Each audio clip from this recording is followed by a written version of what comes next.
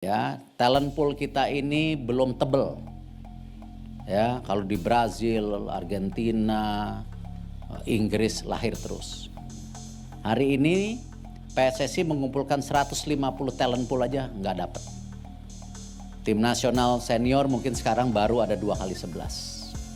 Ya, tim nasional U20 kita mungkin 2x11 belum, masih short mungkin 6 pemain. Ya. Di U16 kita kemarin cuman starternya doang, ditambah dari bench 2 atau 3 orang. Nah itu kalau kumulatif belum 150, paling baru 60. Artinya masih ada 90 yang harus kita cari. Dan banyak juga yang bingung kok untuk timnas U19 dan sebelumnya juga untuk timnas U16 kok memakai pemain-pemain keturunan Indonesia, kenapa tidak pemain-pemain lokal? Ya stoknya dari mana bos yang berkualitas, ya kan? Coba kasih dong referensi, ya kan? Karena targetnya ini kan cukup tinggi ya, apalagi bagi timnas Indonesia U19. Jadi gimana caranya kita bisa mendapatkan pemain-pemain muda yang berkualitas, yang bisa bersaing bukan saja di level Asia, tapi juga di level dunia pada saat kompetisi usia muda kita ini belum dengan sistem full competition. Dan justru lebih banyak sekarang pemain-pemain keturunan Indonesia yang ingin membela timnas Indonesia. Bukan untuk mencari popularitas, sama sekali bukan untuk mencari popularitas, tapi mereka memang punya niat yang baik untuk bisa membela timnas negara leluhurnya. Seperti yang dikatakan oleh Jens Riven bahwa dia sangat senang bisa membela timnas Indonesia dan dia sangat fokus untuk bisa membawa timnas Indonesia juara di Piala AFF U19. Bahkan dia bertekad untuk bisa menjadi top skor. Kan bagus pemikiran seperti itu kan. Artinya sang pemain memang punya keinginan untuk membawa timnas Indonesia kita berprestasi. Walaupun ini masih di level U19, gak masalah. Jika nanti kita ada timnas U14, kalau bisa dicari juga pemain-pemain keturunan. Gak ada masalah, kita harus welcome mereka dong.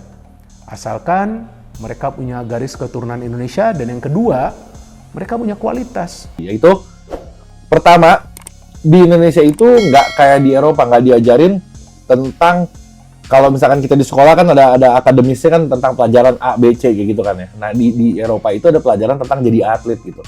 Jadi selain lu diajarin skill, ngoper, nendang, lari, fisik segala macem, lu juga diajarin gimana caranya menjadi atlet. Pertama dari pola tidur lu diperhatiin, terus dari tata cara makan lu juga diperhatiin, terus dari kedisiplinan lu sangat tinggi. Terus apa yang dibutuhkan badan lu, jenis vitaminnya apa, itu semua tuh ada mata pelajaran gitu. Jadi pemain-pemain yang di Eropa itu rata-rata mereka lebih disiplin dalam segi menjaga tubuhnya gitu. Dari segi makanannya, dari segi cara hidupnya, dari segi apa yang dimakan, minumnya. Misalkan kayak kita, pemain kita masih banyak yang minum, misalkan kayak minuman bersoda gitu. Terus makanan-makanan fast food masih banyak. Tapi kalau pemain dari sana harusnya sih dia lebih peka dan lebih sadar nggak makan makanan itu gitu. Itu yang sangat membedakan. Kalau dari segi skill, ya oke lah. Masih bisa disaingin, tapi kalau udah dari segi yang akademisnya, yang lo menjadi atlet tuh harus seperti apa tuh, nah itu yang di Indonesia tuh bukan salah pemainnya, tapi salah pendidikan di Indonesianya gitu, nggak diajarin soalnya. Oke? Taunya apa ya? Taunya cuma nendang, lari, ngoper, gebok-gebokan. Gebok sana, gebok sini. Waduh, itu taunya kayak begitu doang di kita. Jadi nggak diajarin, harusnya diajarin. Harusnya itu kalau mau bersaing dengan pemain-pemain yang ada di.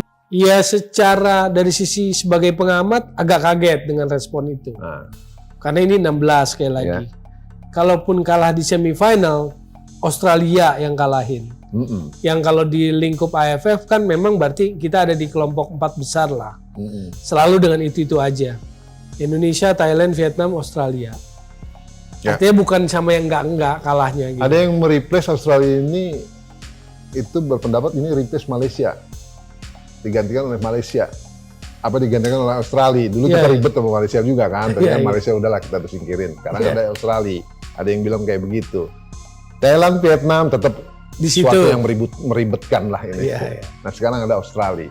Benar begitu. Dari sisa sepak bola kan bagus. Berarti kan ada yang banyak mengasah kita gitu loh. Bukan cuma Thailand, Vietnam, tapi Australia.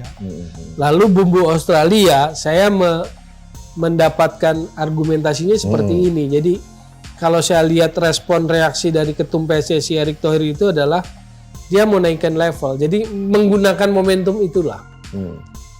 Menggunakan momentum kekalahan U16 di Australia itu untuk memberikan suntikan gitu.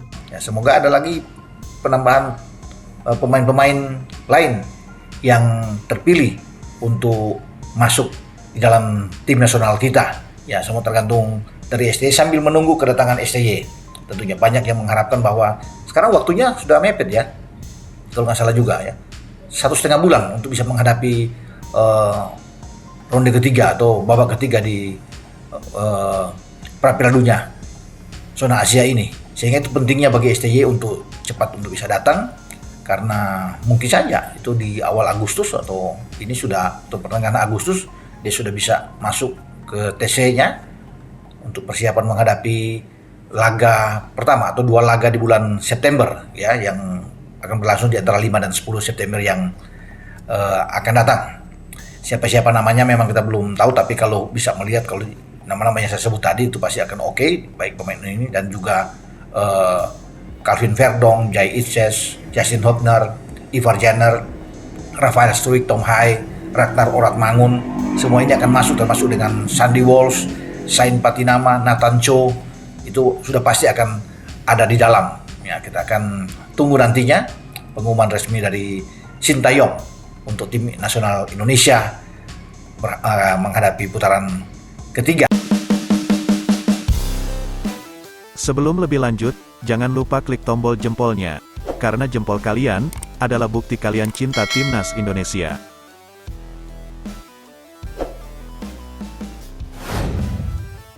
PSSI ternyata diam-diam incar pemain keturunan untuk Timnas Indonesia. Striker Liga Belanda ini masuk daftar. PSSI diam-diam sedang mengincar beberapa pemain keturunan untuk dinaturalisasi agar bisa memperkuat Timnas Indonesia. Timnas Indonesia terus berbenah menjelang mengikuti putaran ketiga kualifikasi Piala Dunia 2026 zona Asia. Menghadapi putaran ketiga kualifikasi Piala Dunia 2026 zona Asia nanti, Timnas Indonesia bergabung di grup C yang cukup berat. Skuad Garuda akan berebut 2 tiket untuk lolos ke putaran final Piala Dunia 2026 bersama Jepang, Australia, Arab Saudi, Bahrain, dan China. Melawan tim-tim berat tersebut, Timnas Indonesia dianggap perlu menambah kekuatan agar bisa bersaing. Salah satunya adalah dengan menambah pemain keturunan untuk dinaturalisasi agar tim asuhan Shin Tae-yong itu tampil lebih sempurna. Anggota Exco PSSI, Arya Sinulinga mengatakan pihaknya saat ini sedang mengincar beberapa nama untuk dinaturalisasi. Ada yang lagi diincar, beberapa lagi diskusi, ujar Arya dikutip dari channel YouTube pribadinya. PSSI memang belum mengumumkan nama-nama pemain keturunan yang masuk proyek naturalisasi berikutnya. Akan tetapi, beberapa pemain sudah menyatakan minatnya untuk bisa berseragam merah putih di putaran ketiga nanti. Salah satu nama yang digadang-gadang sedang diincar oleh PSSI adalah bomber FC Utrecht, Ole Romeni.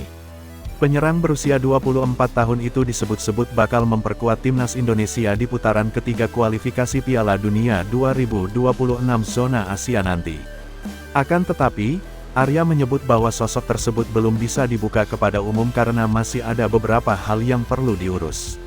Siapa? Seperti biasa kami tidak akan jawab kalau orangnya belum sampai di Indonesia, katanya.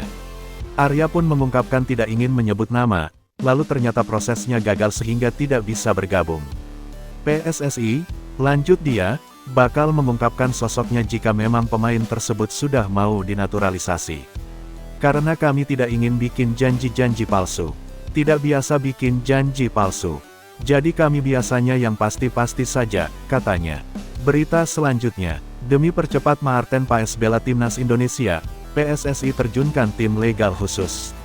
Exco PSSI, Arya Sinulinga menegaskan bahwa federasi didukung oleh tim legal untuk mempercepat perpindahan federasi Maarten Paes yang terkendala. Maarten Paes merupakan pemain keturunan yang sudah menjalani proses naturalisasi.